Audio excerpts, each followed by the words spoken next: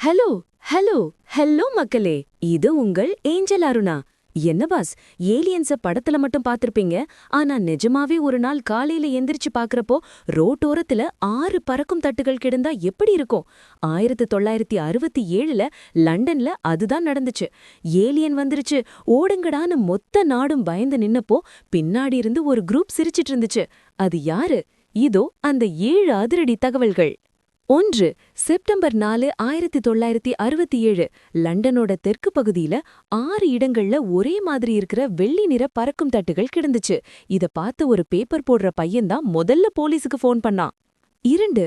அந்த தட்டுக்கிட்ட போனா பீப் பீப்னு ஒரு விசித்திரமான சத்தம் வருது. உள்ள ஏலியன் இருக்குமோன்னு பயந்து போன ராணுவம் பாம்ப் டிஸ்போசல் ஸ்குவாட் வரைக்கும் எல்லாத்தையும் வரவழைச்சிட்டாங்க. 3. ஆர்மி ஆளுங்க அந்த பறக்கும் தட்ட ட்ரில் போட்டு ஓட்ட போட பார்த்தாங்க. ஆனா உள்ள இருந்து வந்த அந்த கெட்ட வாடையில மொத்த போலீஸும் வாந்தி எடுக்காத குறைதான். 4.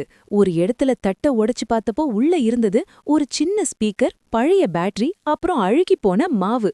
ஆட பாவிகளா, இது ஏலியன் இல்ல, பசங்க செஞ்ச வேலைன்னு அப்போதான் புரிஞ்சுது. 5. இத பண்ணது RAE காலேஜ்ல படிக்கிற இன்ஜினியரிங் பசங்க. ஒரு தர்ம காரியத்துக்காக பணம் திரட்டவும் அரசாங்கம் ஏலியன் வங்கா எப்படி ரியாக்ட் பண்ணுதுன்னு செக் பண்ணவும் இத பண்ணாங்களாம். 6. Public opinion.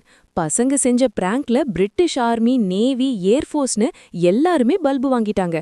இதுதான் ஹிஸ்டரியிலேயே ஒரு பெரிய UFO ஹோக்ஸ்னு சொல்றாங்க. 7. கடைசியில அந்த பசங்க மேல எந்த கேஸும் போடல.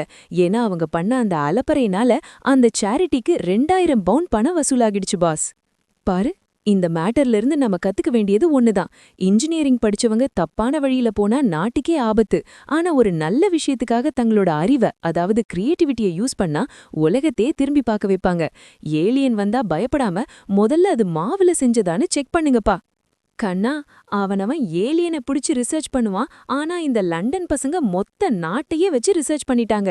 1967லயே இவ்வளவு பெரிய பிராங்க் பண்ணிருக்காங்கன்னா இப்போ இருக்கிற பசங்க கிட்ட நாம ரொம்ப உஷாரா இருக்கணும் பாஸ்.